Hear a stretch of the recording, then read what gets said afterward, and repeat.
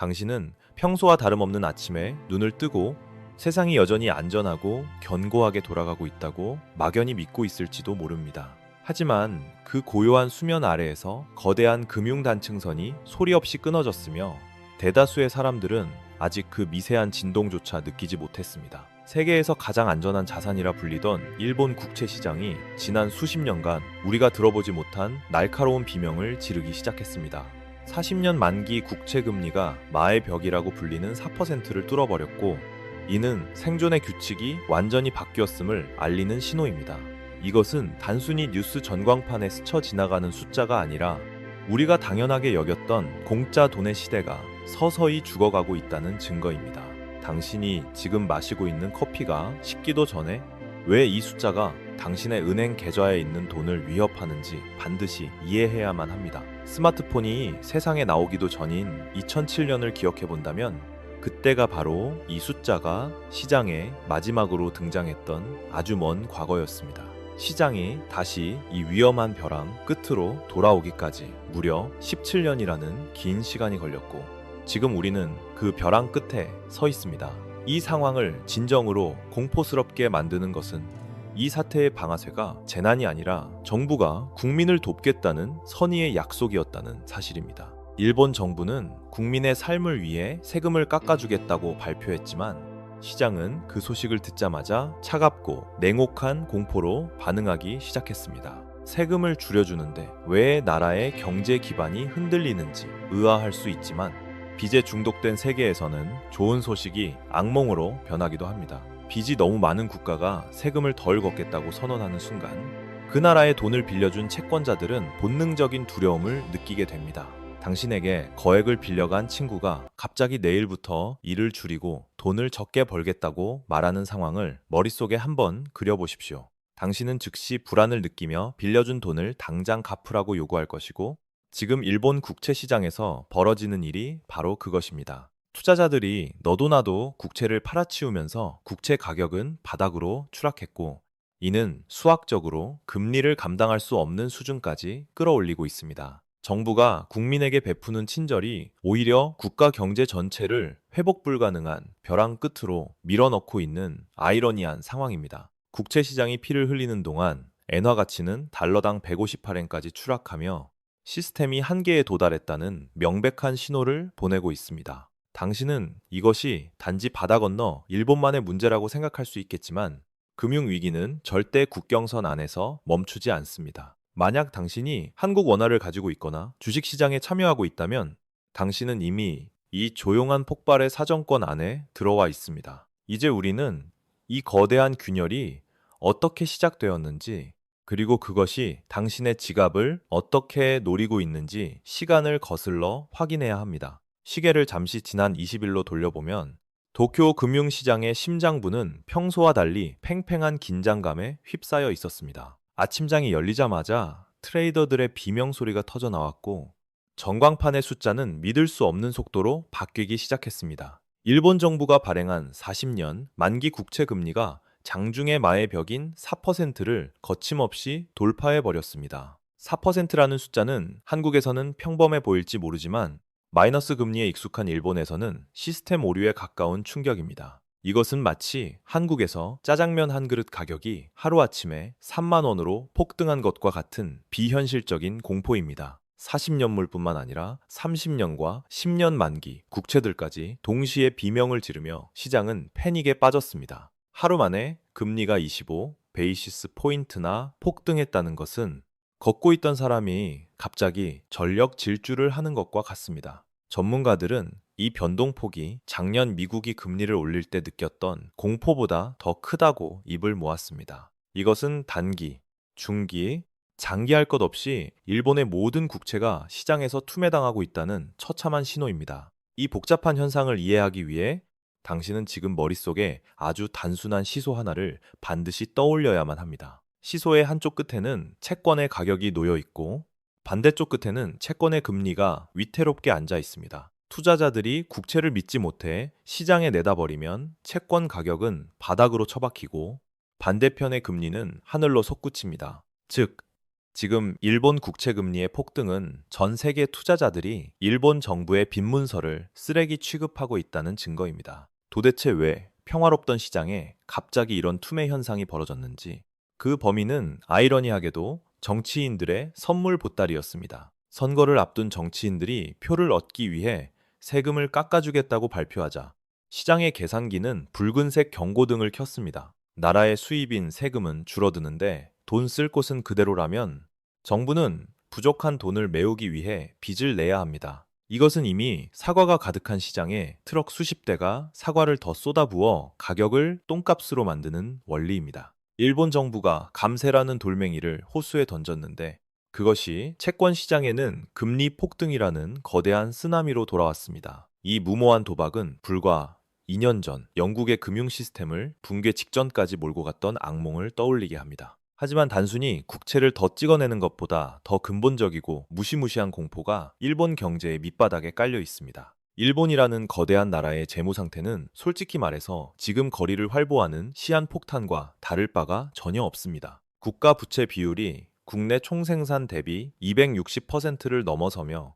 이는 정상적인 국가가 감당할 수 없는 위험한 수치입니다. 베네수엘라 같은 파탄 국가를 제외하면 선진국 중에서는 비교 대상조차 찾을 수 없는 압도적인 부채 1위입니다. 미국이 120%이고 한국이 50%인 것을 감안하면 일본은 빚더미 위에 위태롭게 세워진 모래성입니다. 이런 위태로운 상황에서 금리가 오른다는 것은 단순히 이자율 숫자가 바뀌는 것이 아니라 국가 생존의 난이도가 바뀐다는 뜻입니다. 일본 정부가 매달 갚아야 할 이자 비용이 산술급수가 아닌 기하급수적으로 늘어나는 끔찍한 악몽이 시작되는 것입니다. 빚이 100만 원일 때 금리가 오르는 것과 빚이 100억 원일 때 금리가 오르는 것은 차원이 완전히 다른 문제입니다. 일본은 지금 조 단위를 넘어 경 단위의 빚을 지고 있으며 금리가 조금만 튀어도 국가는 치명상을 입게 됩니다. 정부 예산의 대부분을 나라를 운영하는 데 쓰는 것이 아니라 오로지 불어난 빚 이자를 막는데 다 써야만 합니다. 시장은 일본 정부가 이 거대한 이자를 감당하지 못하고 결국 빚더미에 깔려 무릎을 꿇을 것이라는 시나리오를 두려워합니다.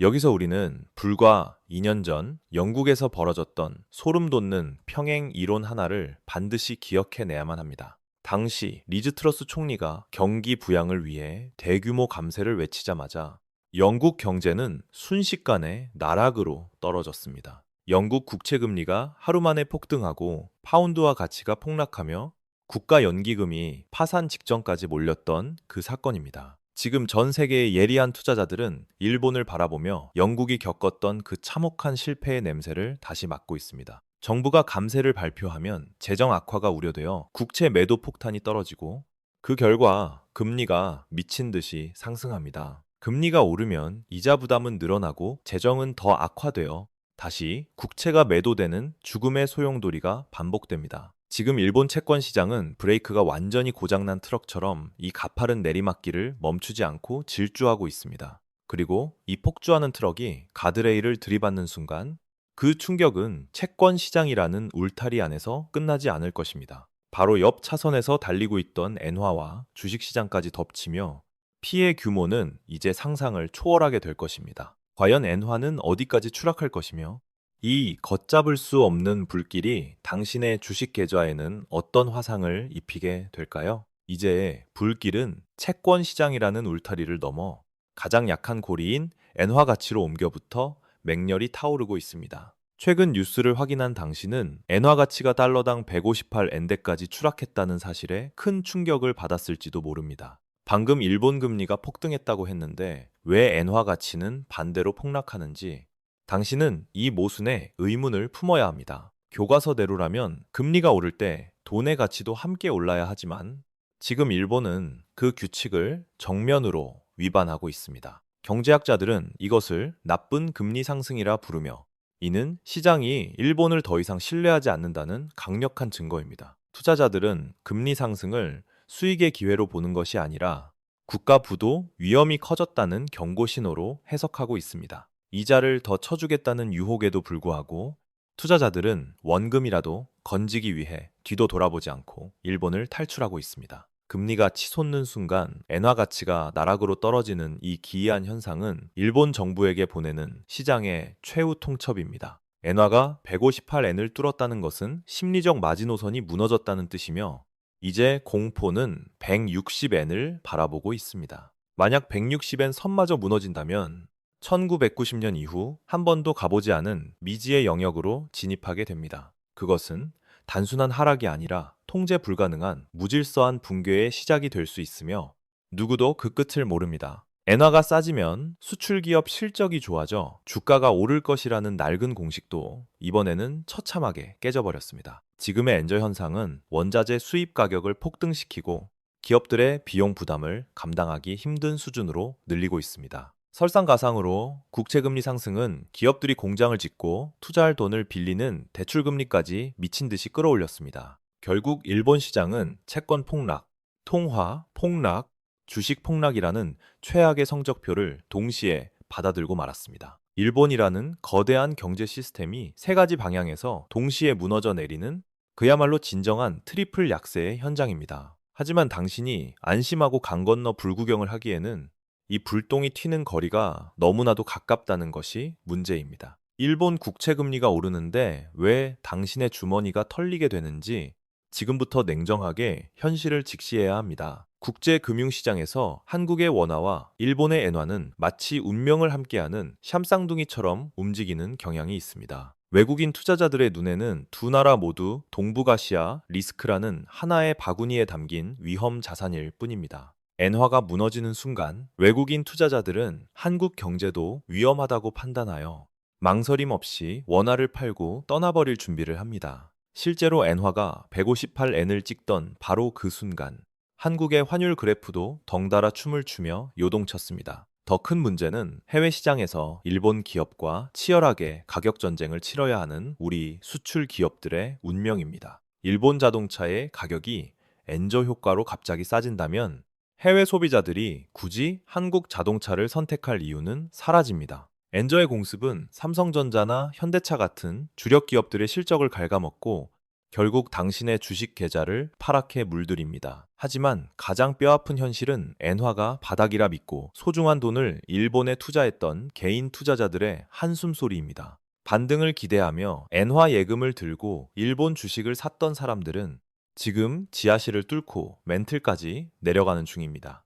일본 국채 금리가 오르면서 채권 가격은 폭락하고 엔화 가치까지 떨어지니 그야말로 앉아서 이중으로 돈을 잃습니다. 일본이라는 거대한 댐이 무너져 내리면 그 옆에 있는 한국이라는 마을은 순식간에 피할 수 없는 물바다가 됩니다. 그렇다면 이 파국을 막을 유일한 구원투수인 일본 중앙은행은 도대체 어디서 무엇을 하고 있는 것일까요? 그들이 시원하게 금리를 올리거나 돈을 풀지 못하고 침묵하는 이유는 지금 완벽한 외통수에 걸렸기 때문입니다. 일본은행은 지금 이러지도 저러지도 못하는 진퇴양난의 늪에 빠져 단 하나의 카드도 쉽게 낼 수 없습니다. 만약 엔화 가치를 지키기 위해 금리를 올린다면 천문학적인 국가 부채 이자를 감당하지 못해 정부가 파산합니다. 지난 30년간 제로금리라는 산소호흡기에 의존해온 좀비 기업들이 줄줄이 도산하며 거리는 실업자로 넘쳐날 것입니다. 엔화를 살리려다 일본 경제 전체의 심장을 멈추게 만드는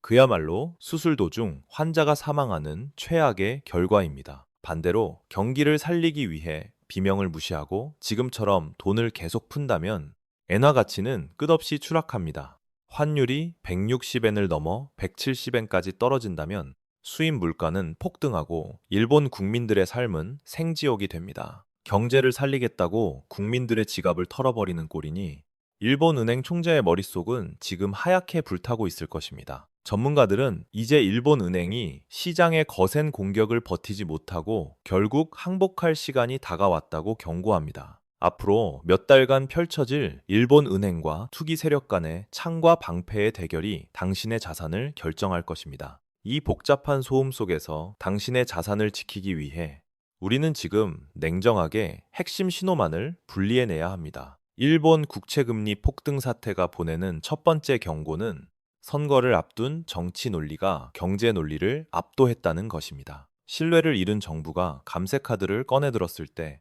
시장은 그것을 호재가 아닌 국가 재정 파탄의 신호탄으로 읽었습니다. 두 번째 경고는 안전자산의 대명사였던 일본 국채와 엔화가 동시에 무너지는 이른바 안전판의 실종 사태입니다. 세 번째 경고는 이 불길이 바다를 건너 한국의 환율과 주식시장까지 태워버릴 수 있다는 강력한 전염성입니다. 이제 당신은 뉴스 헤드라인에 휘둘리지 말고 다가오는 폭풍의 크기를 가늠할 수 있는 세 가지 지표를 주시해야 합니다. 가장 먼저 일본 10년물 국채 금리가 임계점을 넘어 통제 불가능한 영역으로 진입하는지 매일 확인해야 합니다. 만약 이 금리가 계속 치솟는다면 일본 은행은 원하지 않는 시점에 강제로 시장에 개입하는 굴욕을 맛보게 될 것입니다. 다음으로 엔화 환율이 심리적 저지선인 160엔을 돌파하는 순간 시장은 이성적인 판단을 멈추고 패닉에 빠질 것입니다. 마지막으로 한국 주식시장에서 외국인 투자자들이 자금을 빼내는 속도가 얼마나 빨라지는지 냉철하게 관찰하십시오. 엔화 가치가 떨어질 때 외국인들은 한국 원화도 같은 위험 자산으로 분류하여 기계적으로 매도 버튼을 누릅니다. 특히 현대차나 기아 같은 수출 기업들은 일본 경쟁사들의 가격 경쟁력이 높아지면서 직접적인 타격을 입게 될 확률이 높습니다. 반도체 섹터 역시 글로벌 경기 침체 우려와 맞물려 외국인 자금 이탈에 직격탄을 맞을 수 있는 위험 구간입니다. 경제는 살아있는 생물과 같아서 옆집인 일본이 독감에 걸려 기침을 하면 우리는 필연적으로 고열에 시달리게 됩니다. 이런 상황에서 많은 사람들은 지금이 엔화를 싸게 살 수 있는 절호의 기회라고 착각하며 위험한 도박을 시작합니다. 여행을 가서 맛있는 음식을 사 먹는 소비의 관점에서는 지금이 역사상 가장 저렴하고 행복한 시기일지도 모릅니다. 하지만 내 소중한 자산을 불려야 하는 투자의 관점에서 접근한다면 지금은 바닥 밑에 지하실이 존재하는 시기입니다. 떨어지는 칼날을 맨손으로 잡으려 하지 말고 칼이 바닥에 꽂혀 진동을 멈출 때까지 기다리는 인내심이 필요합니다. 일본 은행이 시장에 확실한 개입 신호를 보내기 전까지 섣불리 빚을 내어 엔화 자산에 투자하는 것은 자살 행위입니다. 그렇다면 우리는 이 위기 속에서 구체적으로 어떤 포지션을 취해야 하며 최악의 시나리오에 어떻게 대비해야 할까요? 여행을 계획하고 있다면 지금은 10년 만에 찾아온 최고의 쇼핑 시즌이자 축제의 시간이라고 확신해도 좋습니다. 환율이 160엔을 가든 150엔을 가든 과거와 비교하면 당신은 거저나 다름없는 가격에 엔화를 줍는 셈입니다. 하지만 수익을 노리는 투자자라면 지금 이 가격이 바닥이 아니라 지하실 입구일 수 있다는 사실을 명심하십시오. 일본 중앙은행이 확실한 방어 의지를 보이기 전까지 시장은 당신의 인내심을 테스트하며 더 깊은 곳으로 내려갈 것입니다. 국내 주식 투자자들은 당분간 외국인들의 수급 동향을 매의 눈으로 감시하며 평소보다 보수적으로 대응해야 합니다. 엔화가 흔들리면 원화도 같이 흔들리고 외국인은 한국 시장을 떠날 아주 합리적이고 좋은 명분을 얻게 됩니다. 특히 수출 비중이 높은 자동차와 반도체 섹터는 환율 효과보다 글로벌 경기 침체의 공포에 더 민감하게 반응할 것입니다. 일본 기업들이 가격을 낮춰 공격적으로 나올 때 우리 기업들의 이익이 줄어드는 것은 수학적으로 필연적인 결과입니다. 경제는 서로 촘촘하게 연결된 거미줄과 같아서 한쪽 줄이 끊어지면 그 진동은 전체 시스템을 뒤흔들게 됩니다. 지금 당신에게 필요한 것은 막연한 희망 회로가 아니라 최악의 시나리오에서도 살아남을 수 있는 현금이라는 단단한 방패입니다. 위기의 순간에 현금을 쥐고 있다는 것은 남들이 공포에 질려 소중한 자산을 헐값에 던질 때 기회를 잡을 권리입니다. 빚을 내어 무리하게 투자하는 것은 거대한 태풍이 불어오는데 돛을 높게 올리고 바다로 나가는 것과 같습니다. 지금은 공격적으로 자산을 불릴 때가 아니라 당신의 포트폴리오에서 구멍 난 곳이 없는지 꼼꼼하게 점검할 때입니다. 일본 국채 금리가 안정되고 엔화의 변동성이 줄어들 때까지 잠시 멈춰서 관망하는 것이 가장 훌륭한 투자 전략입니다. 아무것도 하지 않고 기다리는 것은 지루하고 힘든 일이지만 때로는 그것이 당신의 자산을 지키는 유일한 길입니다. 시장의 광기가 진정되고 자욱한 먼지가 가라앉은 뒤에 움직여도 당신이 가져갈 몫은 충분히 남아 있을 것입니다. 우리는 지금 일본 경제에 거대한 실험이 성공할지 아니면 참혹하게 실패할지 목격하는 역사의 현장에 서 있습니다. 이 실험의 결과는 단순히 교과서를 바꾸는데 그치지 않고 당신의 노후 준비와 미래 계획을 송두리째 바꿀 것입니다. 일본이 쓰러진다면 그것은 한국 부동산 프로젝트 파이낸싱 위기와 맞물려 상상하기 힘든 금융 폭풍을 일으킬 수도 있습니다. 이제 마지막으로 우리가 가져야 할 마음가짐과 이 혼란을 기회로 바꿀 수 있는 현명한 통찰을 정리해 보겠습니다. 경제 위기는 항상 예고 없이 갑자기 찾아오는 것이 아니라 우리가 애써 무시했던 작은 신호들이 모여서 만들어집니다. 일본이라는 거대한 옆집이 흔들리는 소리를 단순히 층간소음 정도로 치부하고 넘어간다면 그것은 당신의 가장 큰 오산입니다. 역사는 거대한 흐름을 읽고 미리 대비하는 자에게는 불을 주었지만 현실을 부정하는 자에게는 가혹한 시련을 주었습니다. 오늘 우리가 목격한 일본 국채 금리 4%라는 숫자는 17년 만에 무덤에서 돌아온 유령과도 같습니다. 이 숫자가 당신에게 보내는 메시지는 명확하며 그것은 이제 전 세계적으로 공짜 점심의 시대가 완전히 끝났다는 것입니다. 오늘 다루니 방대하고 복잡한 이야기를 바쁜 당신을 위해 뇌리에 박힐 세 가지 핵심 문장으로 요약해드리겠습니다. 첫째, 선거를 앞둔 일본 정부의 설익은 감세 정책이 국채 시장의 신뢰라는 거대한 댐을 스스로 무너뜨렸습니다. 둘째, 국채 금리가 4%를 돌파하며 채권 가격이 폭락했고 실망한 자금이 썰물처럼 빠져나가 엔화가 추락했습니다. 셋째, 일본은행은 손발이 묶인 채 진퇴양난에 빠졌으며 이 혼란은 한국 금융시장을 강타할 태풍이 되었습니다. 이 세 가지 사실을 명확히 기억한다면 당신은 이미 남들보다 한 발 앞서 시장의 공포를 이해하고 있는 것입니다. 하지만 여기서 멈추지 말고 이 사태가 한국 경제의 가장 약한 고리와 어떻게 연결되는지 한 번 더 생각해야 합니다. 많은 전문가들이 우려하는 한국 부동산 프로젝트 파이낸싱 위기는 바다 건너 일본의 금리 상승과 결코 무관하지 않습니다. 글로벌 금리가 오르면 한국의 자금 시장도 경색되고 아슬아슬하게 버티던 건설사들의 자금줄이 순식간에 마르게 될 수 있습니다. 엔화 약세로 수출 기업이 타격을 입고 국내 경기가 침체되면 부동산 시장을 바치던 최후의 수요마저 사라지게 됩니다. 이것은 마치 보이지 않는 도미노처럼 정교하게 연결되어 있으며 일본에서 시작된 진동이 한국의 건설 현장까지 무너뜨릴 수 있습니다. 당신이 만약 부동산 시장이나 관련 금융상품에 노출되어 있다면 지금이야말로 냉정하게 리스크를 재점검할 마지막 골든타임입니다. 막연히 정부가 알아서 해결해주겠지라는 안일한 생각은 폭풍우 치는 바다에서 구명조끼 하나 없이 수영하는 것과 같습니다. 경제 지식은 단순히 돈을 더 벌기 위한 수단이 아니라 내 가족과 나의 미래를 지키는 가장 강력한 생존 무기입니다. 오늘 이 영상이 당신에게 막연한 불안감을 주는 것이 아니라 다가올 위험을 피해갈 수 있는 정밀한 나침반이 되기를 바랍니다. 아직 이야기는 끝나지 않았으며 우리는 이 거대한 변화의 파도 위에서 중심을 잃지 않고 서 있는 법을 배워야만 합니다. 세상이 요란하게 흔들릴 때 대다수의 사람들은 두려움에 눈을 감아버리지만 소수의 현명한 사람들은 그 속에서 새로운 질서를 발견합니다.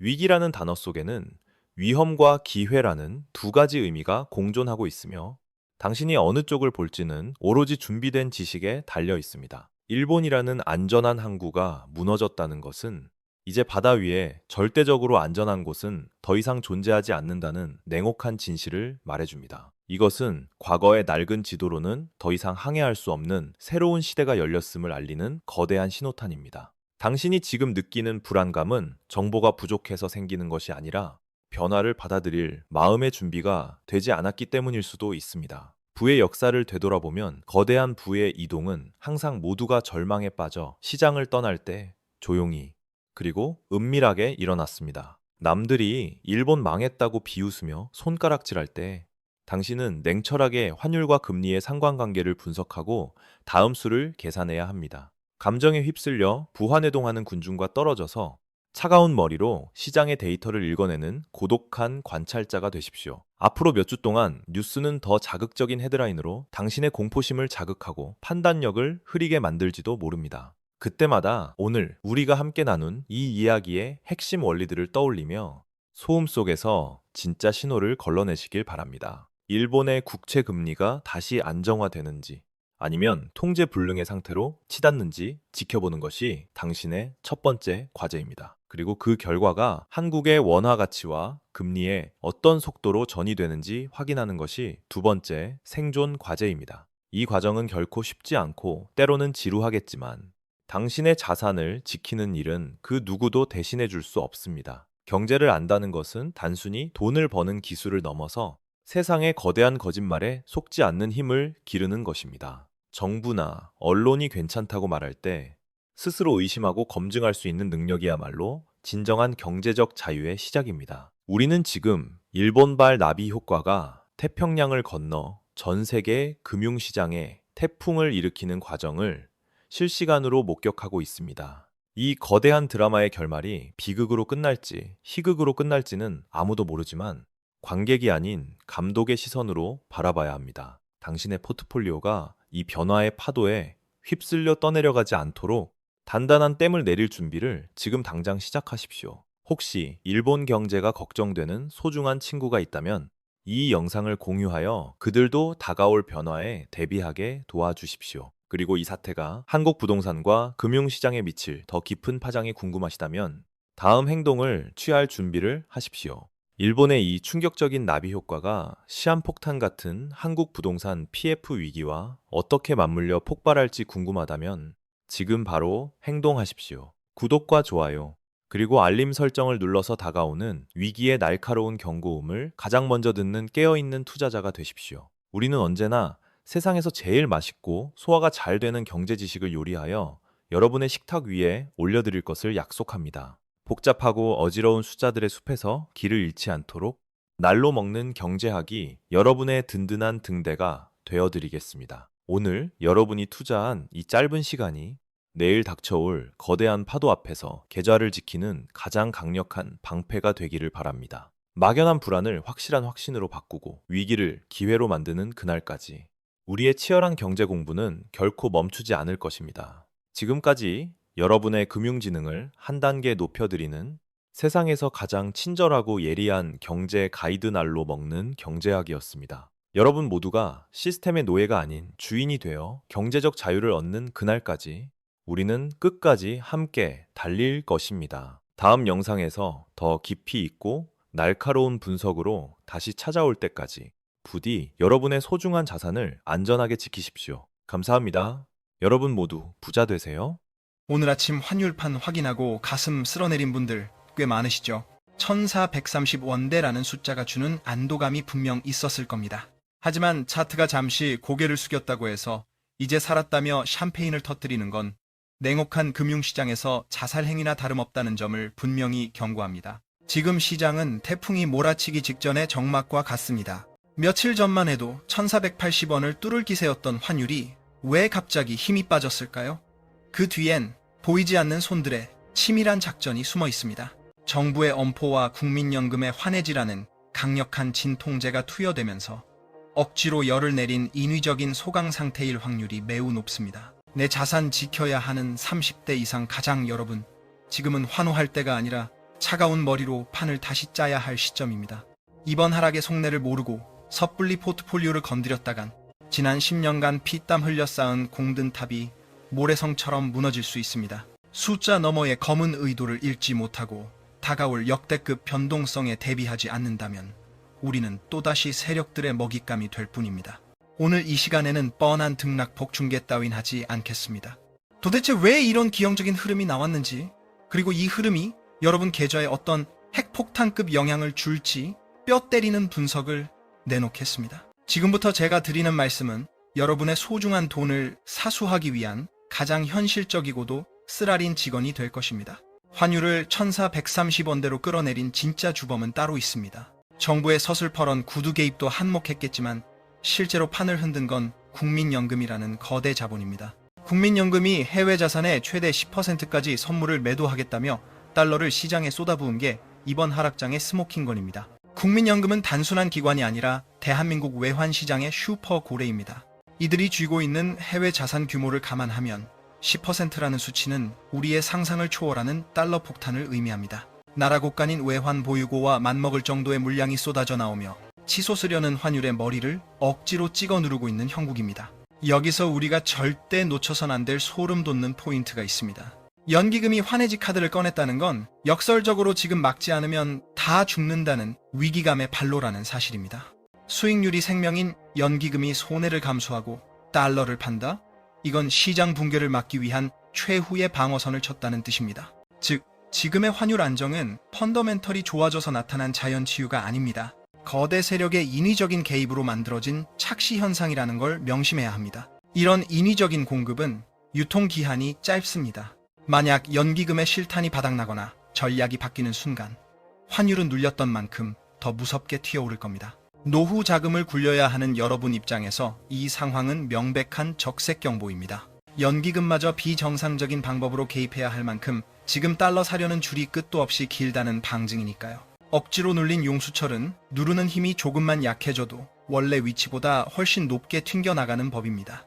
1,130원이라는 숫자의 달콤한 유혹에 속지 마십시오.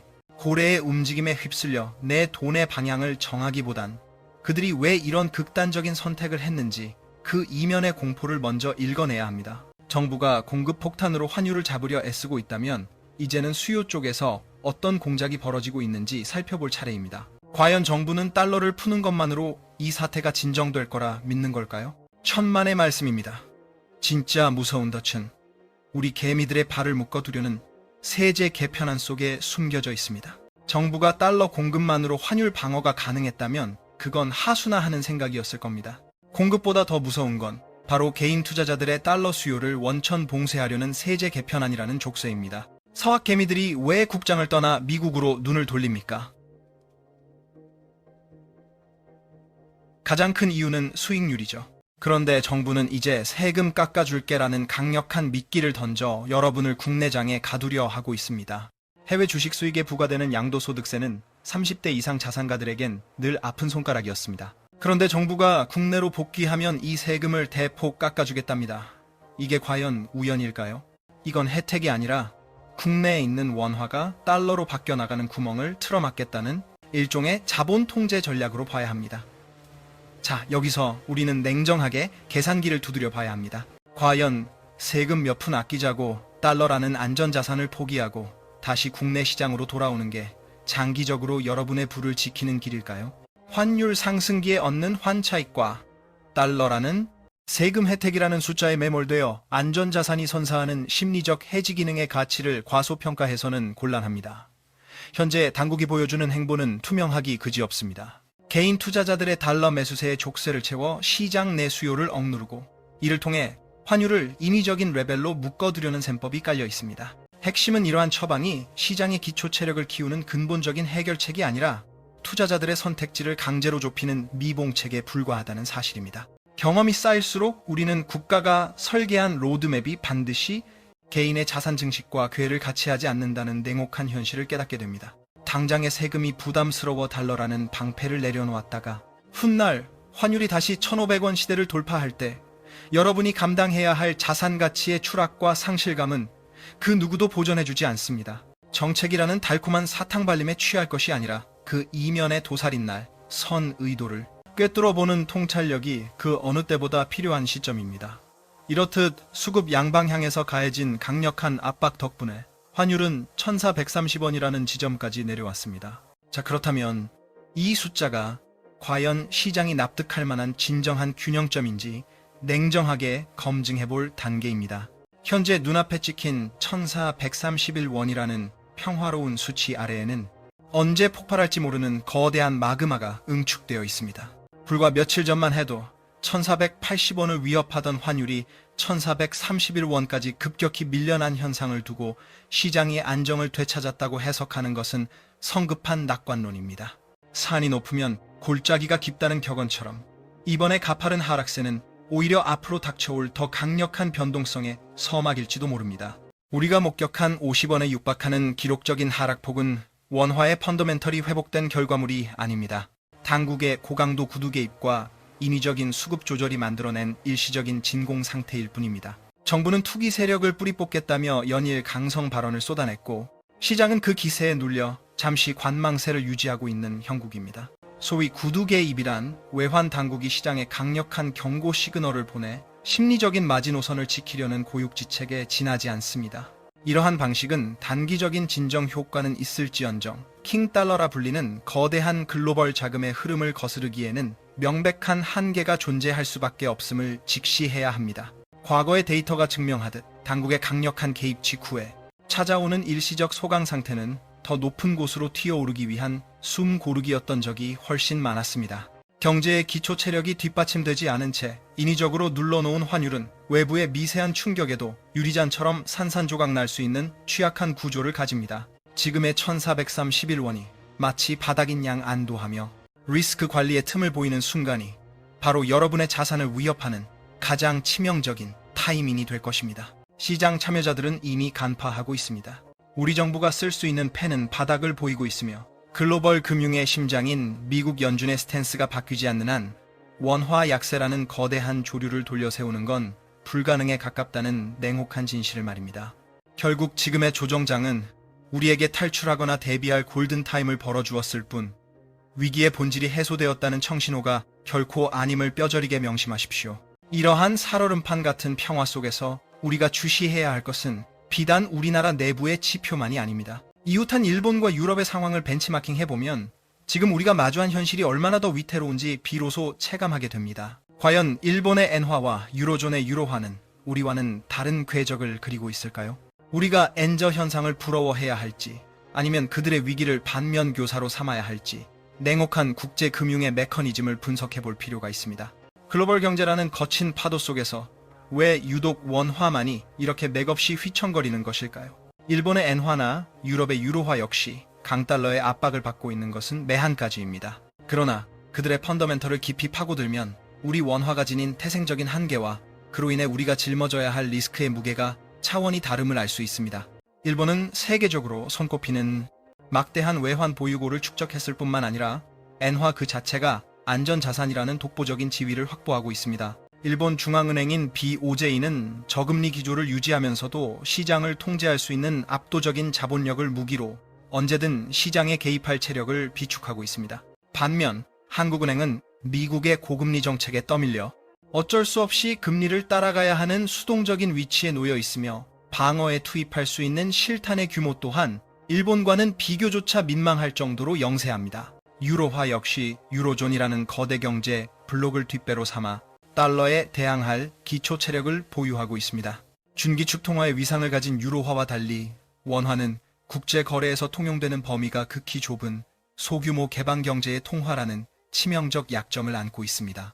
이러한 구조적 차이는 대외 충격 발생 시 우리 자본시장에서 외국인 자금이 이탈하는 속도를 훨씬 가속화시키며 이는 곧장 여러분의 자산 가치를 갉아먹는 환율 폭등으로 직결됩니다. 더욱 우려스러운 대목은 우리가 사용하는 에너지와 원자재의 절대 다수를 해외 수입에 의존하고 있다는 점입니다. 수출로 먹고 사는 나라에서 고환율이 기업 실적에 도움이 될 거라는 순진한 기대는 이제 철진한 미신에 불과합니다. 이미 현실은 정반대입니다. 강달러 기조가 강화될수록 원자재 수입 단가가 감당 못할 수준으로 폭등하면서 기업의 수익성은 처참하게 훼손되고 있습니다. 이는 곧장 물가 폭등으로 이어져 여러분의 통장 잔고와 실질 소득을 갉아먹는 치명적인 부메랑이 되어 돌아오고 있습니다. 현명한 투자자라면 단순한 등락폭에 일희일비할 것이 아니라 한국 경제가 처한 구조적인 펀더멘털의 붕괴를 냉정하게 직시해야 합니다.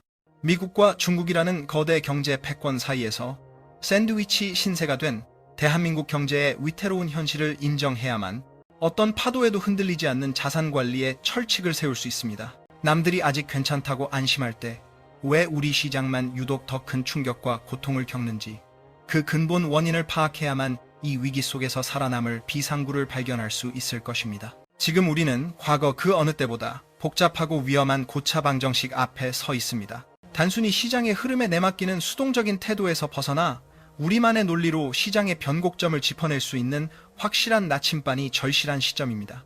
만약 지금의 이 혼돈스러운 시장 상황을 단칼에 정리하고 꿰뚫어 볼 수 있는 핵심 공식이 존재한다면 믿으시겠습니까? 다음 장에서는 제가 수년간의 데이터 분석 끝에 완성한 환율 예측의 절대 법칙, 바로 3점 터치 공식에 대해 깊이 있게 파헤쳐 보겠습니다. 환율의 방향성을 예측하는 것은 마치 출구 없는 미로를 헤매는 것과 같습니다. 매일같이 쏟아지는 전문가들의 엇갈리는 전망 속에서 중심을 잡으려면 우리 스스로가 검증한 명확한 기준점이 있어야 합니다. 그래서 제가 방대한 시장 데이터를 분석하여 정립한 모델이 바로 금리 격차와 경제 성장률, 그리고 외환 당국의 개입 강도를 결합한 3점 터치 공식입니다. 이 공식의 첫 번째 핵심 변수는 미국 연준의 기준금리와 우리 코스피 기업들의 성장률 간의 괴리를 파악하는 것입니다. 자본은 본능적으로 더 안전하면서도 더 높은 수익을 보장하는 곳으로 이동하기 마련이며 이는 거스를 수 없는 시장의 절대 원칙입니다.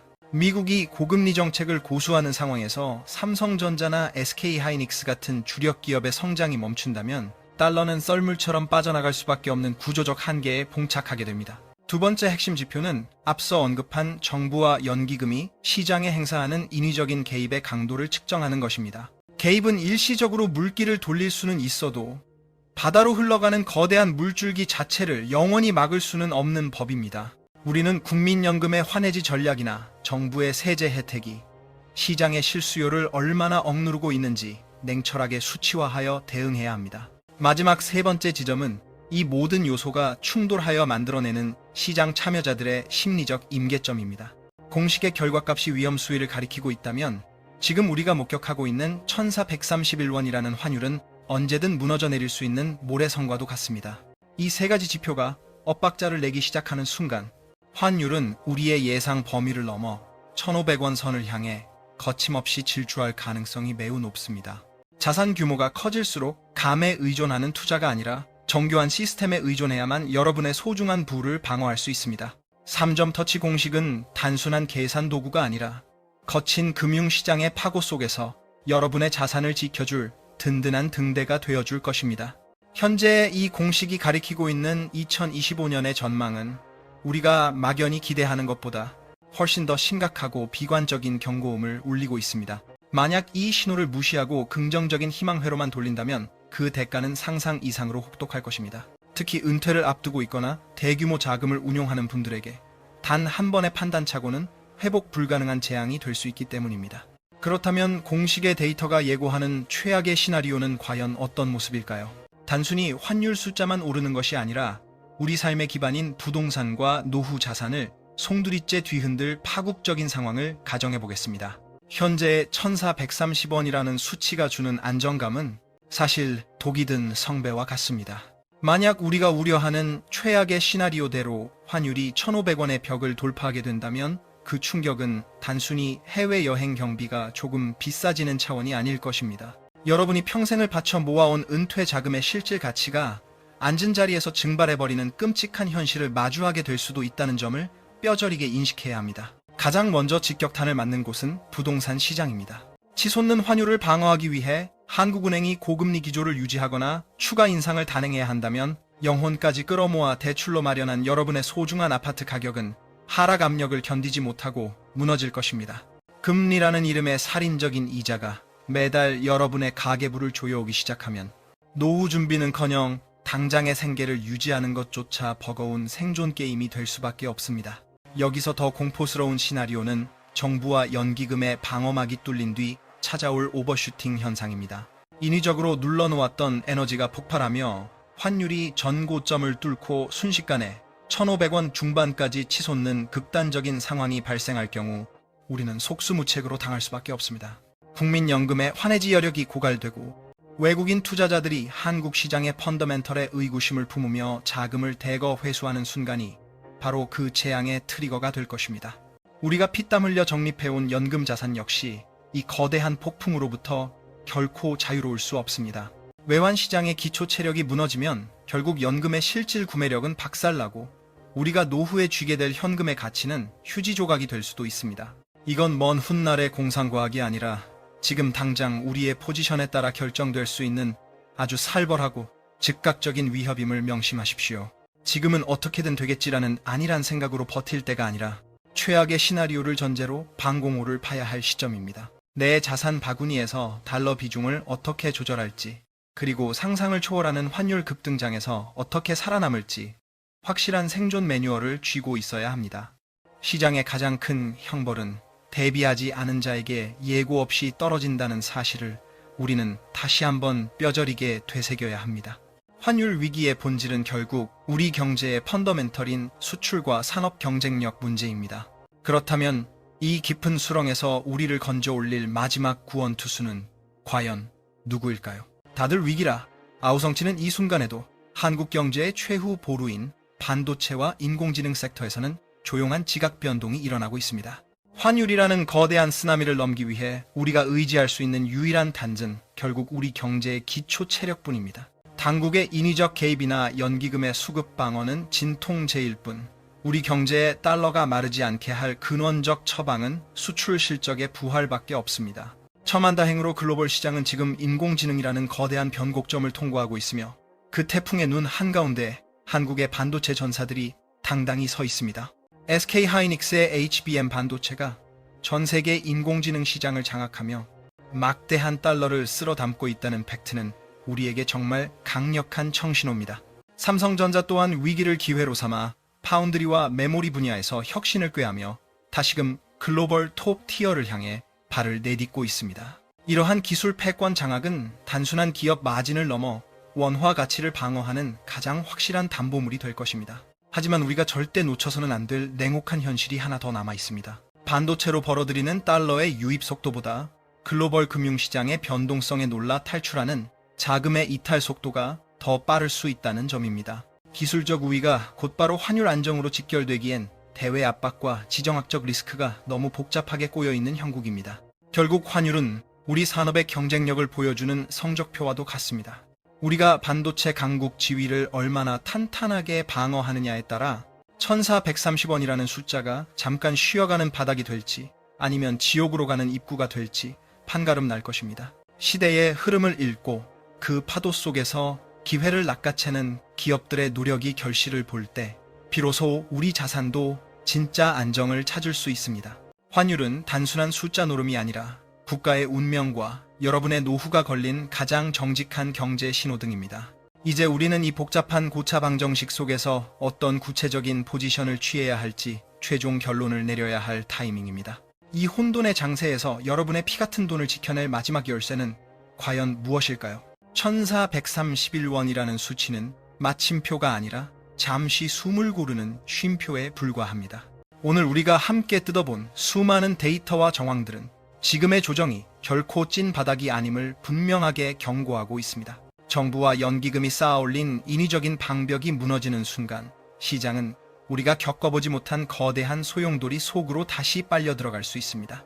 내 자산 가치를 사수하는 건 단순히 뉴스를 보는 것에서 끝나지 않습니다. 위기의 징후를 포착했다면 이제는 그에 걸맞은 냉철하고 과감한 리밸런싱이 뒤따라야만 합니다. 막연한 낙관론에 취해 골든타임을 놓치기에는 여러분 어깨에 짊어진 삶의 무게와 책임이 너무나 무겁다는 사실을 잊지 마십시오. 세상은 아는 만큼 보이고 대비한 만큼 내 것이 되는 법입니다. 오늘 이 시간이 여러분의 계좌를 지키는 튼튼한 방패가 되었기를 진심으로 기원합니다. 다가올 시장의 격변 앞에서 휘둘리지 않고 중심을 잡고 현명한 베팅을 하는 것은 오직 여러분 자신의 몫입니다. 환율은 다시 1,400원 초반으로 회귀할까요? 아니면 기어코 1,500원의 벽을 뚫고 폭주할까요? 그 해답은 정부의 보도자료가 아니라 오늘 여러분이 내린 결단 속에 이미 숨겨져 있을지도 모릅니다. 본 내용은 시장 분석을 바탕으로 한 전략적 제언이며 모든 투자의 최종 책임은 투자자 본인에게 있음을 다시 한번 고지합니다. 어떤 처방도 먹히지 않는다는 절망감이 지금처럼 피부로 느껴진 적이 또 있었을까요? 금융당국이 사활을 걸고 방어하던 환율 1,480원 저지선이 결국 힘없이 뚫려버렸습니다. 이것은 단순한 수치 변동을 넘어 우리 경제를 지탱하던 최후의 심리적 방파제가 증발했다는 뜻입니다. 당장 내일 월요일 아침 우리가 눈을 뜨자마자 마주할 현실은 역대급 쓰나미가 되어 시장을 덮칠 확률이 매우 높습니다. 보시는 바와 같이 환율은 이미 1,481원을 넘나들며 폭주하고 있고 이제는 환율 1,500원 시대라는 끔찍한 시나리오를 대비해야 하는 처참한 지경에 이르렀습니다.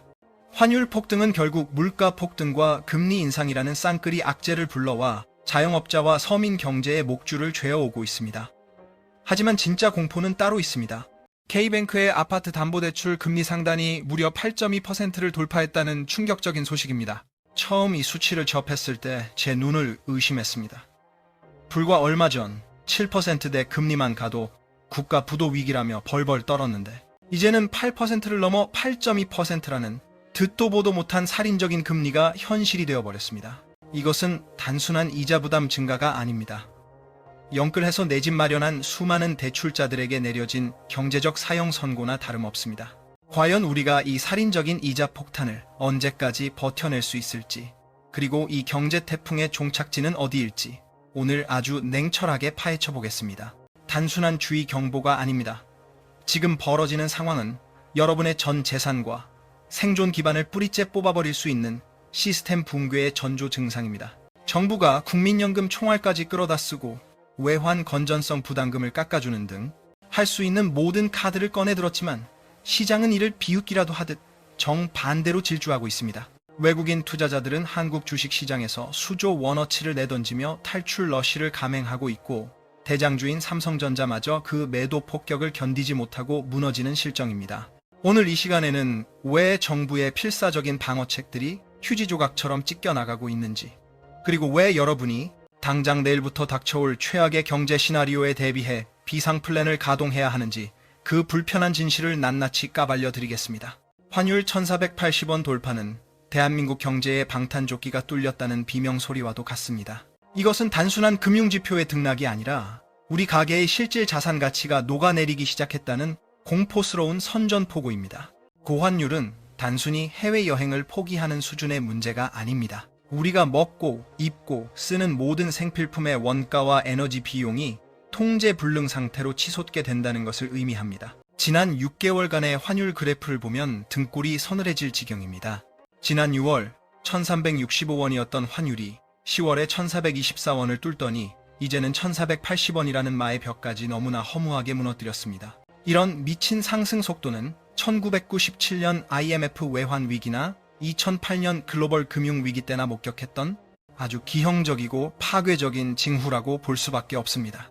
에너지와 원자재를 전량 수입에 의존하는 우리 산업 구조상 환율이 이렇게 발작을 일으키면 기업들은 생산 단가를 감당해낼 재간이 없습니다.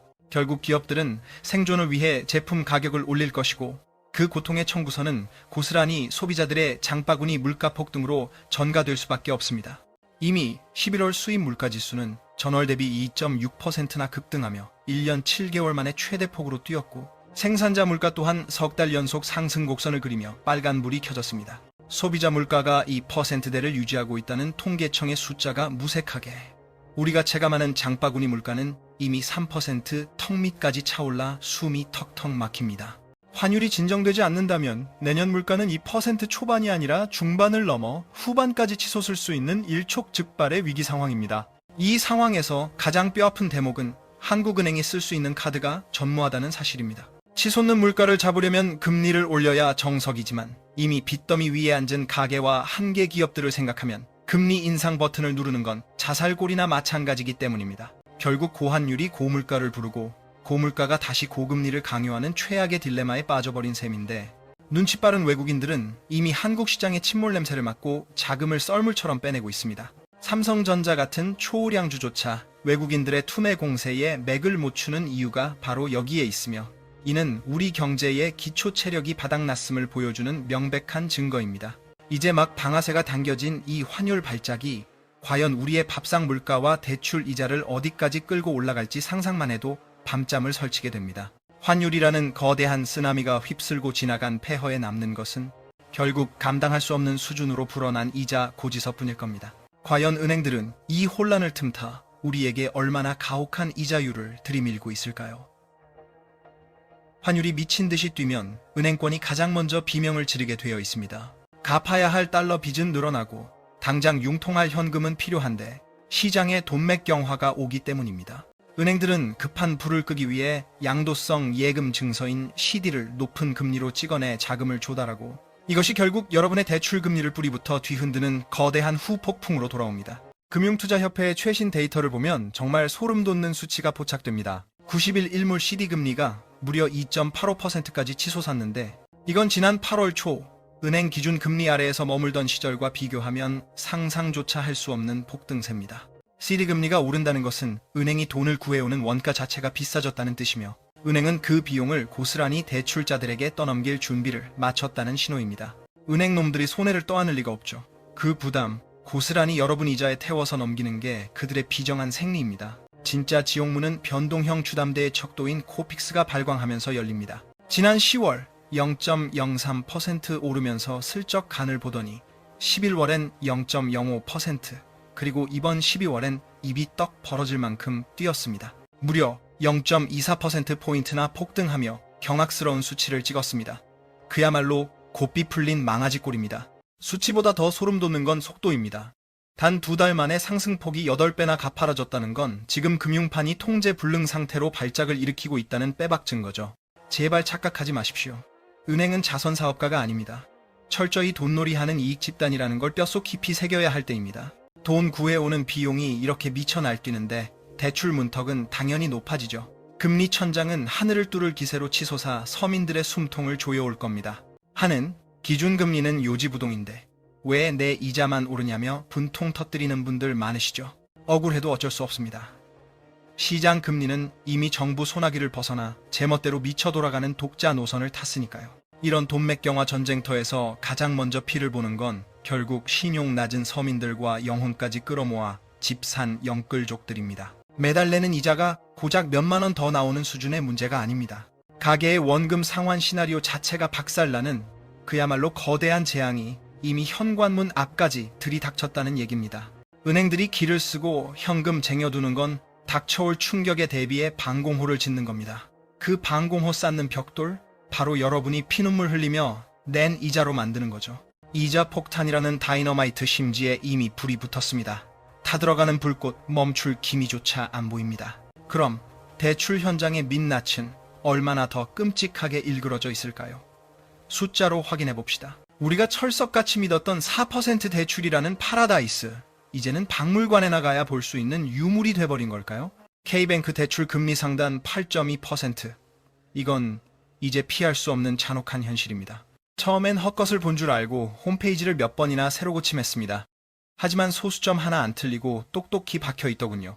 인터넷 은행인 K뱅크 아파트 담보대출 금리표를 뜯어보니 6개월 변동 금리 기준 최저가 4.54%까지 치솟았고 최고 금리는 무려 8.19%에 달합니다. 3개월 신규 코픽스는 더 가관이라 하다니 4.44%인데 상단은 정확히 8.2%를 찍으며 시장에 핵폭탄급 충격을 주고 있습니다. 고정금리 흉내를 내는 5년 주기형 대출조차 상단이 7.8%에서 8%를 향해 질주 중입니다. 이제 웬만한 신용 등급으론 7% 아래 금리는 구경도 못하는 세상이 온 거죠. 인터넷 은행이라 유난 떠는 거 아니냐며 희망회로 돌리는 분들 계시죠? 시중 5대 은행 사정은 더 처참합니다. 농협은행을 볼까요? 혼합형 주담대 상단이 이미 6.14%를 뚫었고 순수 고정금리 상품은 6.21%까지 고개를 빳빳이 쳐들고 있습니다. 더 골 때리는 건 하나은행입니다. 아파트론 혼합금리 하단이 무려 4.926%라니요. 시중 은행 금리의 마지노선인 하단이 5%에 육박한다는 건 금융 역사에 남을 사건입니다. 사실상 모든 대출자가 5% 넘는 고금리 족쇄를 찾다는 소리죠. 상단 금리 역시 6.3%를 향해 미친 듯이 치닫고 있어 조만간 7%, 8% 선도 차례로 깨부술 거란 공포가 현실이 되고 있습니다. 결국 지금 흐름대로라면 하단 6%, 상단 10% 시대를 각오해야 할 판입니다. 전례 없는 비상사태죠. 이름만 대면 아는 은행들이 이 정도로 휘청인다는 건 자금줄이 꽉 막혔거나 돈 구해오는 비용이 감당 불가 수준으로 터졌다는 강력한 시그널입니다. 빚내서 집 산 분들 이제 한 달 벌어이자 메우기도 벅찬 벼랑 끝에 몰렸습니다. 이게 부동산 시장 전체를 와르르 무너뜨릴 거대한 뇌관이 되고 있는 겁니다. 정부가 백날 대책 쏟아내봤자 소용없습니다. 은행 창구 전광판에 저 잔혹한 숫자가 바뀌지 않는 한 서민들의 비명은 계속될 테니까요. 도대체 이 미친 금리 발작 어디서부터 시작된 걸까요? 은행 욕만 하고 있을 때가 아닙니다. 시장의 심장부인 채권 시장에서 훨씬 더 거대한 폭발이 일어나고 있거든요. 기준금리는 얼음장인데 시장금리는 왜 불기둥일까요?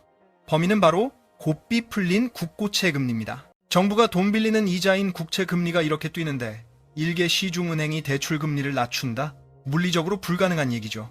올해 5월만 해도 국고채 3년물 금리는 2.3%대에서 아주 얌전하게 놀았습니다. 근데 불과 6개월 만에 3% 장벽을 보란듯이 뚫어버리더니 이제는 3.026%라는 충격적인 숫자를 찍고 있습니다. 장기경제 나침반인 10년물 국고채는 무려 3.329%까지 솟구쳤고 30년물 역시 3.2% 중반을 기록하며 전방위적으로 발작을 일으키고 있죠. 기준금리보다 무려 0.5%포인트 이상 높은 이런 기형적인 역전 현상.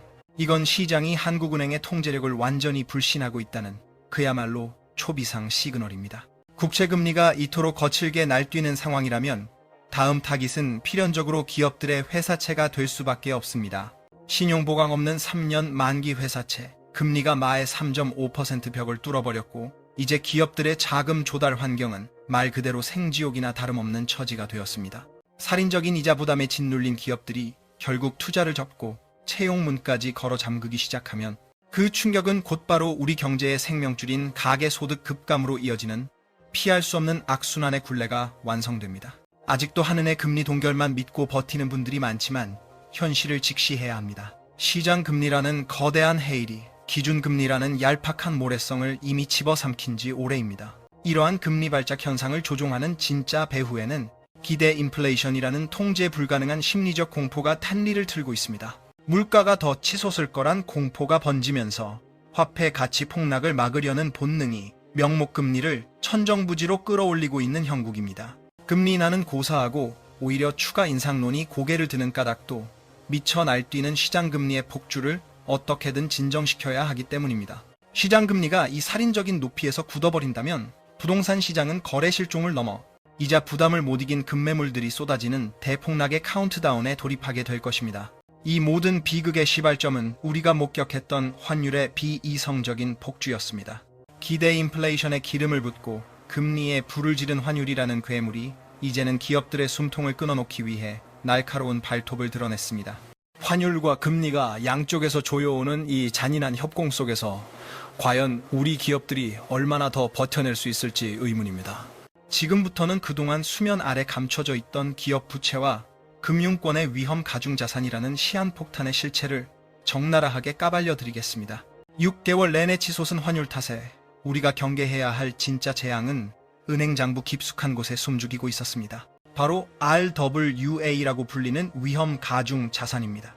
이 수치가 끌어오른다는 건 우리 경제의 돈줄이 바짝 말라가고 있다는 치명적인 신호입니다. 환율이 뛰면 가만히 있어도 달러 빚의 원화 환산액이 눈덩이처럼 불어나 은행의 건전성 지표가 순식간에 망가져버립니다. 국내 주요 은행들은 수출 지원이나 해외 거래를 뒷받침하기 위해 거액의 외화를 끌어다 쓰는데 불행히도 외화 자산보다 갚아야 할 외화 부채가 훨씬 많은 기형적인 구조입니다. 원화 가치가 똥값이 되면 은행은 BIS 비율 방어를 위해 위험도가 높은 대출부터 강제로 잘라낼 수밖에 없으며 이것이 바로 돈맥경화와 기업 대출 절벽을 부르는 결정적인 트리거입니다. 실제로 5대 금융그룹의 위험 가중 자산 성적표를 까보면 기가 막힐 정도로 위태로운 현실이 드러납니다. KB금융이 무려 358조 원, 신한이 348조 원, 하나가 288조 원, 우리 236조 원, 농협까지 218조 원이라는 천문학적인 리스크를 짊어지고 있습니다.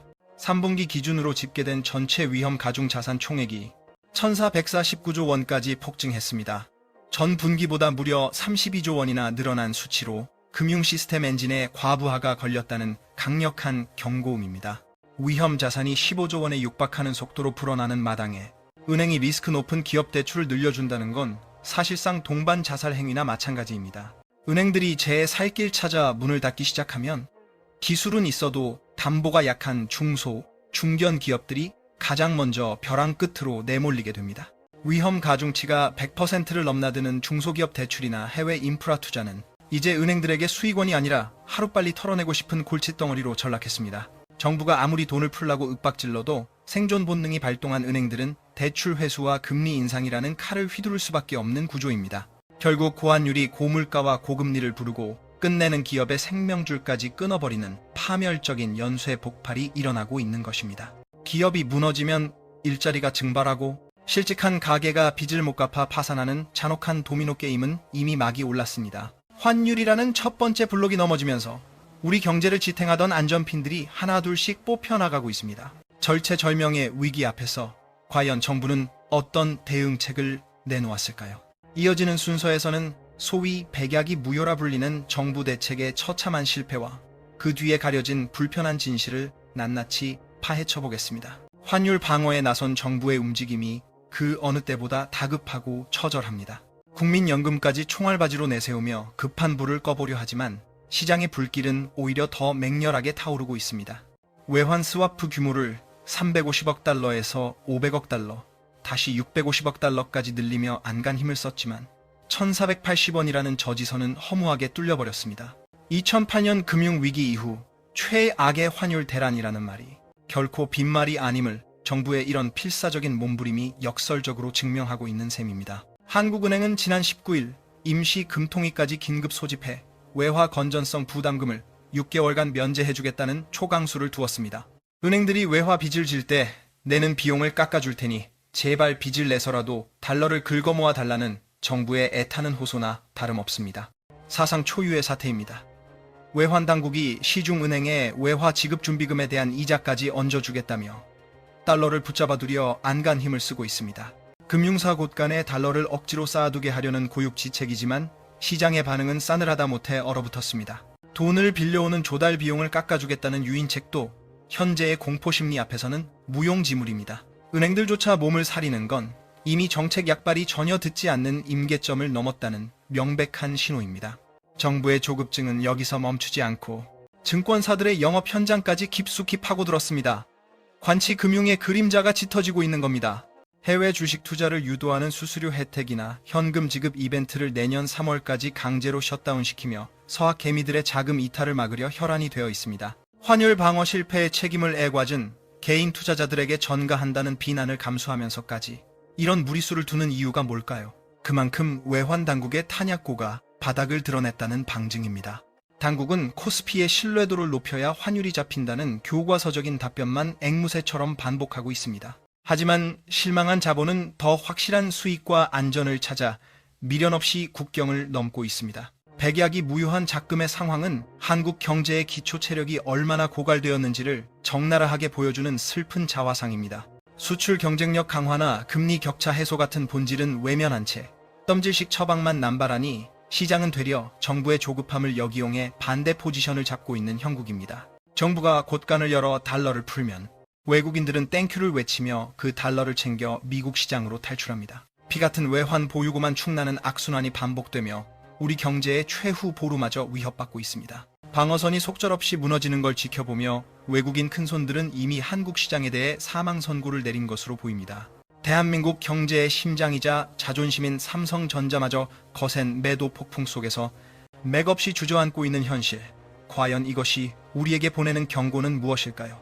이어지는 파트에서는 외국인들의 셀코리아 배경과 그들이 던진 매물 폭탄이 우리 부동산 시장에 어떤 치명타를 날릴지 정밀 타격해보겠습니다. 외국 자본이 우리 시장을 헌신짝처럼 버리고 떠나고 있습니다.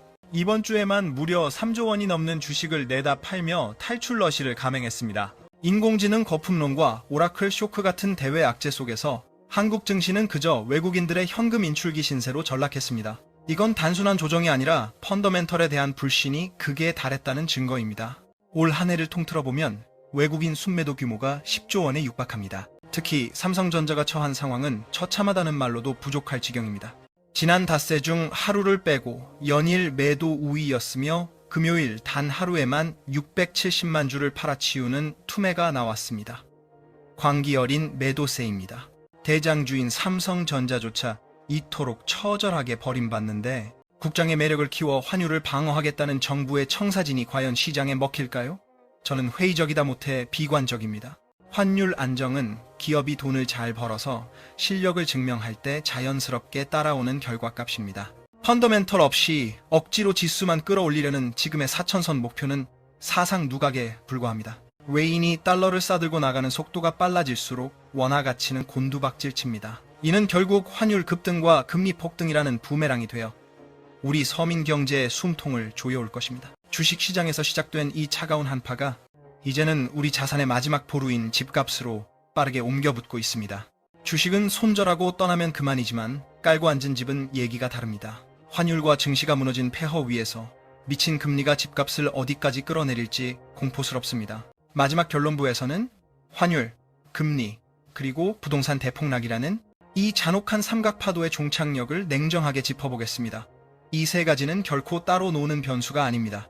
서로 꼬리에 꼬리를 물고 우리 자산을 집어삼키기 위해 몸집을 키워온 괴물과도 같습니다. 오늘 우리가 확인한 8.2%라는 주택담보대출금리는 예고편에 불과합니다. 이제 상단 10% 시대가 열린다는 전대미문의 공포를 뼈저리게 인식해야 합니다. 이런 살인적인 고금리에도 집값이 버틸 거라는 기대는 태풍 앞에서 촛불이 꺼지지 않길 바라는 망상과 같습니다. 위험천만한 발상이죠. 이자가 원금을 갉아먹고 빚을 갚으려 또 빚을 내는 연쇄 부도가 내년 부동산 시장의 가장 참혹한 민낯이 될 것입니다. 지금은 바닥을 잡겠다고 덤빌 때가 아닙니다. 현금을 움켜쥐고 태풍이 지나가길 기다리며 납작 엎드려야 할 인고의 시간입니다. 영혼까지 끌어모아 집을 산 분들에겐 피말리는 고통이겠지만 지금이라도 가계부를 펼쳐 최악의 시나리오를 대비한 생존 플랜을 짜야 합니다. 환율 1480원 선이 뚫리고 금리가 발작하는 지금이 여러분의 재산을 지킬 마지막 골든타임일지 모릅니다. 시장의 광기에 휩쓸리지 말고 숫자가 가리키는 냉혹한 진실만을 직시하시기 바랍니다. 본 영상의 분석은 시장 데이터를 바탕으로 한 주관적 견해임을 밝혀드립니다. 투자의 최종 책임은 오로지 투자자 본인에게 있으니 이 내용은 참고 자료로만 활용해 주시길 당부드립니다.